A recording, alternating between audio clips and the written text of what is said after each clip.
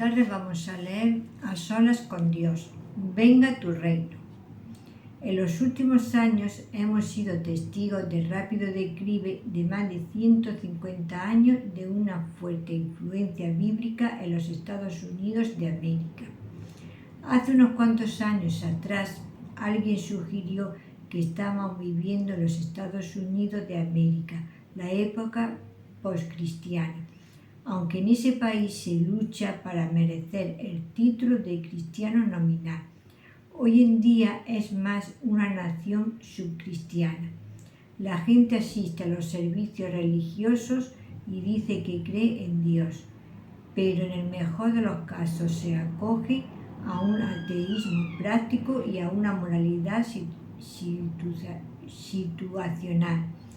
Cualquiera que sean los vestigios de la religión cristiana que aún quedan en esa cultura, se han vuelto débiles y comprometedores, si es que no son propios de alguna secta o grupo apóstata.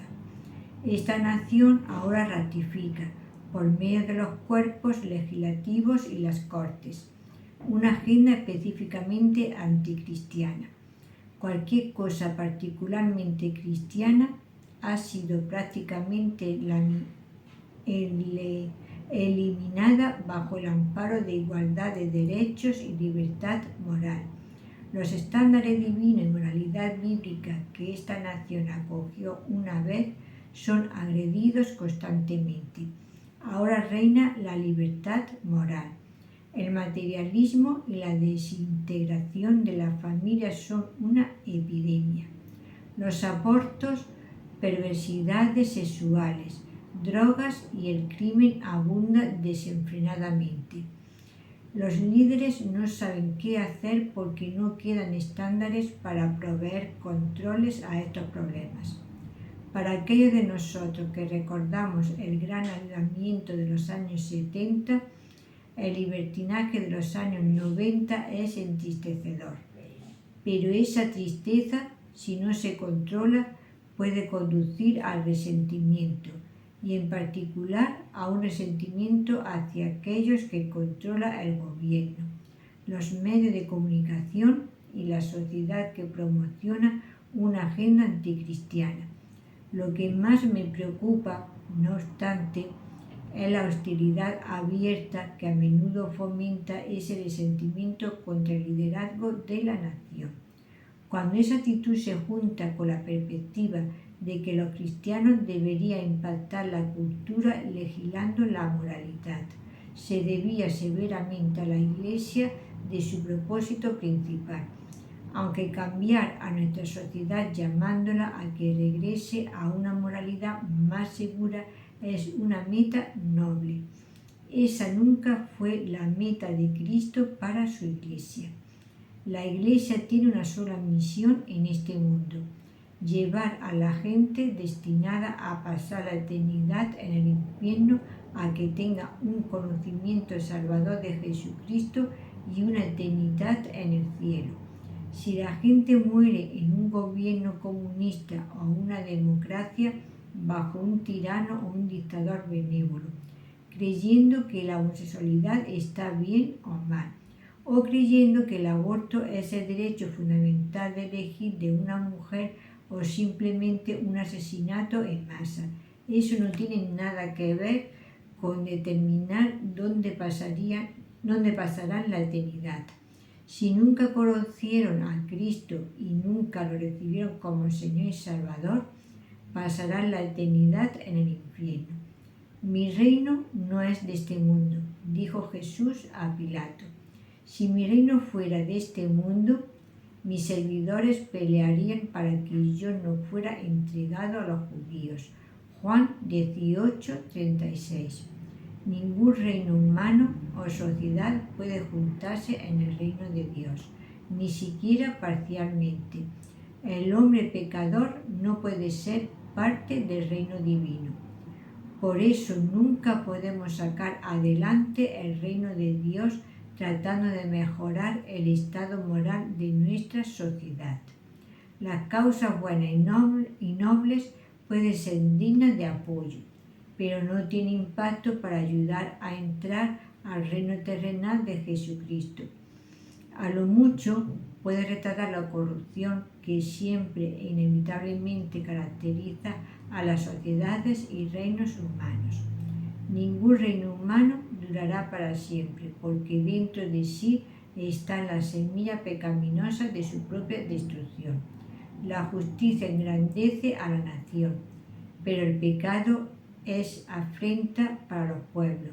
Proverbios 14:34. En las generaciones pasadas, Dios permitió que todas las naciones anduvieran en sus propios caminos. Hechos 14:16. Aunque todos los reinos del mundo se levantan y caen, la puerta del Hades jamás prevalecerá contra el reino de Dios. Mateo 16:18. Puede que esté frustrado por la agenda inmoral de la nación y su animosidad hacia Dios, pero puede tener plena confianza en que aún ahora mismo Cristo está edificando su iglesia. Un día el Señor regresará para establecer su propio reino perfecto. Entonces finalmente alcanzaremos lo que tanto hemos ansiado y lo que los discípulos de Cristo del primer siglo desearon: ver a Cristo gobernar sobre la tierra y la gente del mundo doblar su rodilla ante Él. El escritor de himnos del siglo XVIII, Frances Havergal, capta hermosamente ese sentimiento en estas palabras dirigidas a Cristo en su venida a la gloria. Oh, el gozo de verte reinando, a ti, mi amado Señor. Toda lengua confesando tu nombre. Adoración, honra, gloria, bendición. Te trajeron armonía alegre. A ti, Maestro y amigo mío, reivindicado y sentado en tu trono, al confín más remoto de la tierra, glorificado, adorado y poseído. La promesa de Dios. El único que tiene derecho a gobernar y reinar no es nadie más que el Rey mismo, el Rey de Reyes y Señor de Señores, Jesucristo. Salmo 2:6-8 dice de él: yo he instalado a mi Rey en Sión, mi monte santo. Yo declaré el decreto. El Señor me ha dicho: tú eres mi hijo, yo te engendré hoy. Pídeme y te daré por heredad las naciones, y por posesión tuya los confines de la tierra. Isaías 9:6 dice: el dominio estará sobre su hombro. Jesucristo es aquel que cumple la promesa de un rey venidero. Él estaba destinado a ser el Mesías, el ungido. Él es la esperanza de Israel, la esperanza de la Iglesia y la esperanza del mundo. En uno de sus sueños, Daniel vio una estatua representando los reinos del mundo que la desmenuzó una piedra que se había desprendido, la cual representa a Cristo. Daniel 2:34-35. Luego la piedra llenó toda la tierra. El simbolismo es claro. Cristo al final aplasta los reinos de los hombres y establece el suyo. Cristo es inseparable de su reino. El santo propósito de Dios es exaltar a Cristo en la consumación de la historia, cuando el Hijo gobierne y reine en su reino. El Talmud judío tiene razón al decir que la oración en que no se menciona al reino de Dios no es oración en lo absoluto. Nuestra nueva prioridad. Nuestro mayor deseo como creyentes debería ser ver al Señor reinando como Rey en su reino, teniendo el honor y la autoridad que siempre ha sido suya, pero que aún no la ha venido a reclamar. Esto nos lleva a la segunda petición en nuestro modelo de oración de Mateo 6:10. Orar, venga tu reino, es orar para que el programa de Dios se cumpla, para que Cristo venga y reine. Cuando usted sinceramente cree y confiesa genuinamente a Cristo como Señor, está confirmando que la dirección de su vida está dirigida a la exaltación de Él. Sus causas son legítimas solo en la medida en que están de acuerdo con las causas eternas de Dios, reveladas en Cristo. Cuando oro, venga tu reino, le estoy diciendo al Espíritu Santo de Dios, Espíritu de Cristo que moras en mí. Toma control y haz lo que desees para tu gloria.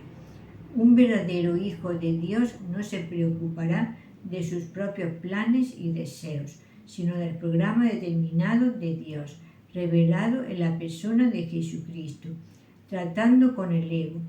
A pesar de nuestro deseo de preocuparnos del reino de Dios, nuestras oraciones generalmente se centran en nosotros mismos. Nos enfocamos en nuestras necesidades, nuestros planes y nuestras aspiraciones. A menudo somos como bebés, que no conocen otro mundo que el de sus propios sentimientos y deseos. Nuestra vida es una lucha interminable en contra de nuestros viejos hábitos pecaminosos, con su constante y tenaz enfoque en uno mismo. Incluso los problemas y dificultades que otros enfrentan pueden empañar nuestra suprema preocupación por el reino de Dios. Es nuestra responsabilidad orar por nuestras familias, pastores, misioneros, nación y otros líderes, y por muchas otras personas y cosas. Pero en cada caso, nuestras oraciones deberían ser para que Dios lleve a cabo su voluntad dentro de esas personas y a través de ellas, que piensen, hablen y actúen según su voluntad. El reino debe estar en el centro de nuestras oraciones. Antes de que vayamos a su presencia lleno de peticiones, necesitamos detenernos lo suficiente como para meditar en las causas suyas y su reino. Debemos afirmar nuestro anhelo de que Él sea glorificado en sus propósitos. Tratando con Satanás, tan pronto como deseamos vivir una vida santa para Cristo, nos encontramos en un gran conflicto. La más grande oposición al reino de Cristo y la más grande oposición a la vida cristiana es el reino de este mundo presente, el cual lo gobierna Satanás. La próxima vez que comience a resentirse por la reciente victoria a favor de una agenda impía, considere la fuente de ello. La esencia del reino de Satanás siempre ha sido la oposición al reino de Dios y su pueblo. Satanás desafiará el esfuerzo de todo creyente para vivir una vida santa, un reino que no es de este mundo. La palabra griega que se traduce reino, basileia, no se refiere principalmente a un territorio geográfico, sino a soberanía y dominio. Por lo tanto, cuando oramos venga tu reino, estamos orando para que comience el gobierno de Dios sobre la tierra al asumir Cristo su legítimo puesto como gobernante de la tierra. Venga traduce la forma verbal de echomai, que indica una venida repentina e instantánea. Mateo 24-27. Es la venida de su reino milenario. Apocalipsis 20:4. El motivo por el cual debemos orar. Le pertenece a Dios. El reino por el cual estamos orando es singular porque no le pertenece a ningún monarca terrenal.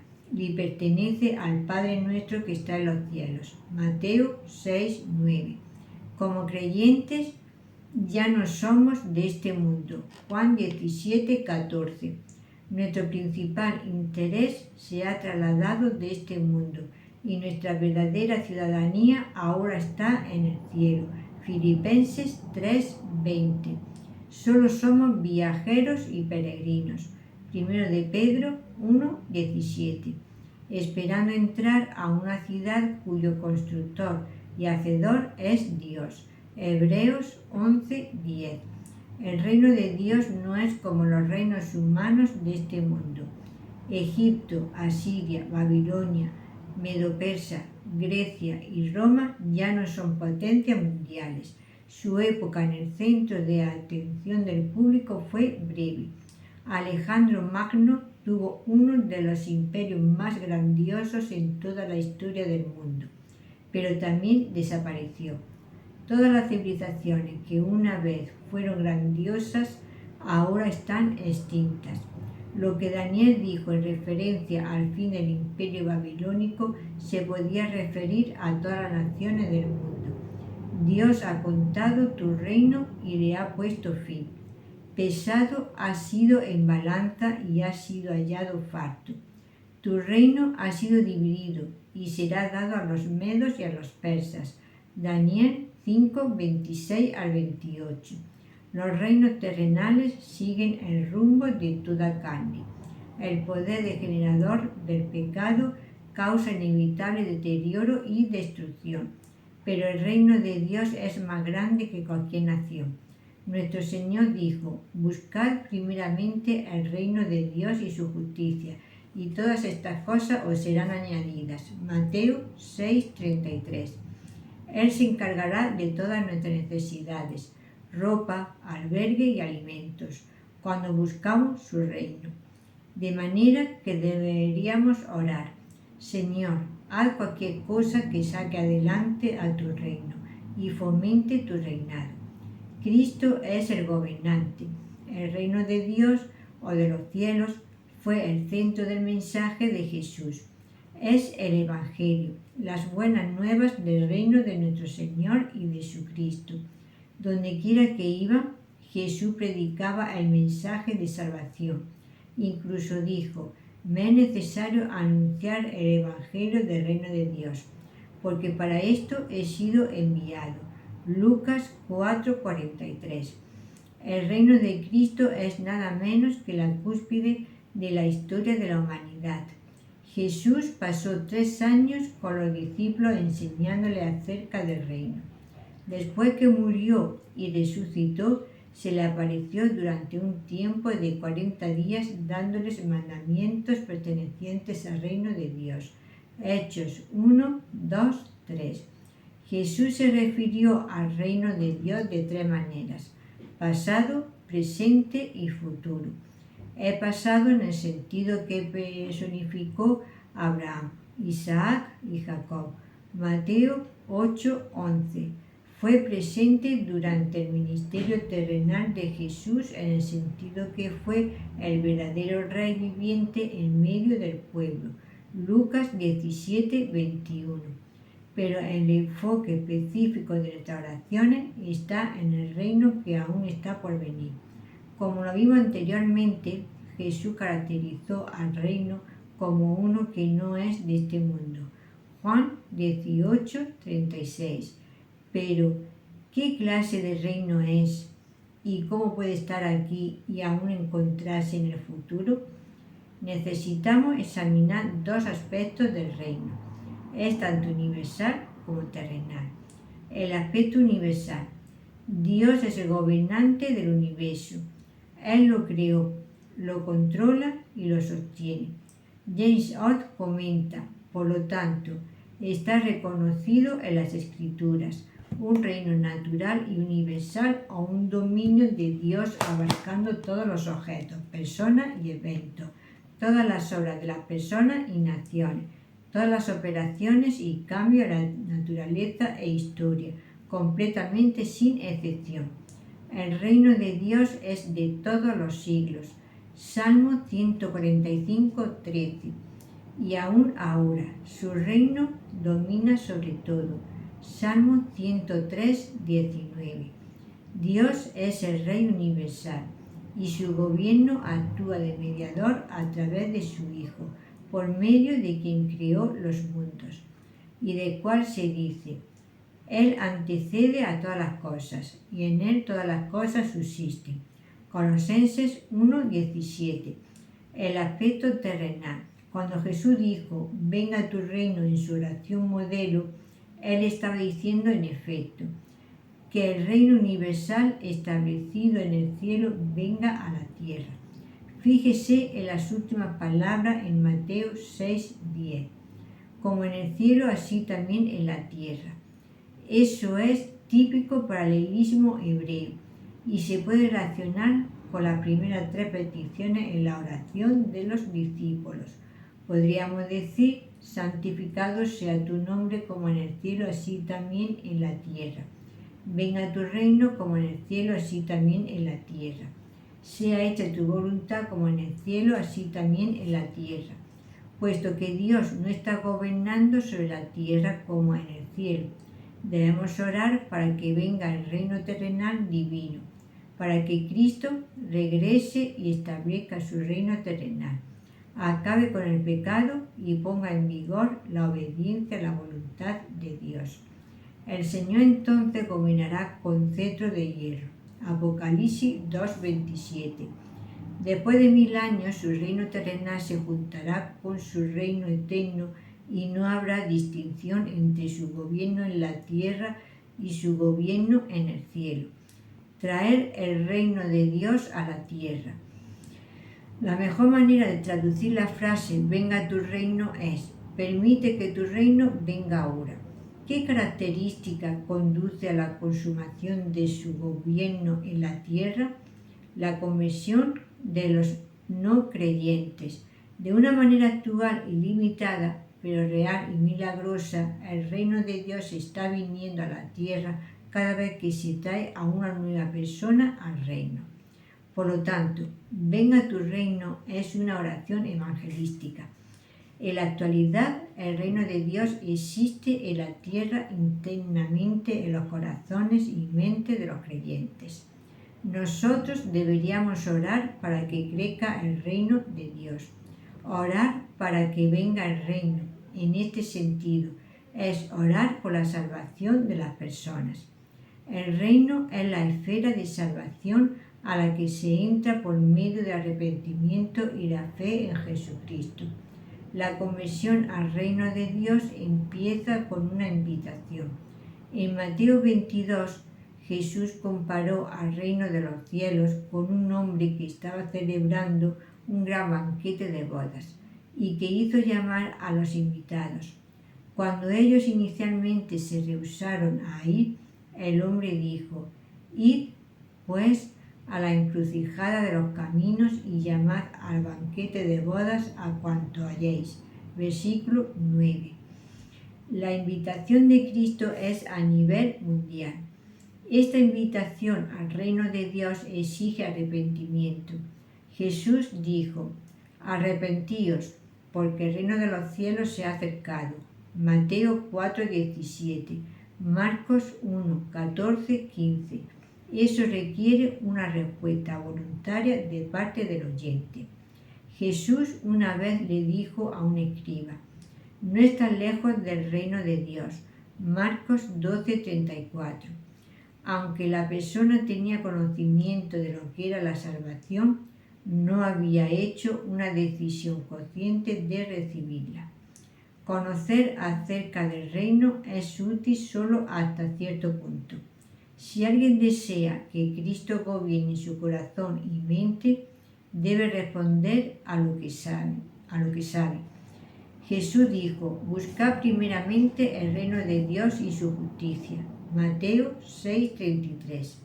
Cualquiera que verdaderamente desea conocer a Cristo responderá a la invitación buscándolo con todo su corazón. Lucas 16:16 dice: la ley y los profetas fueron hasta Juan.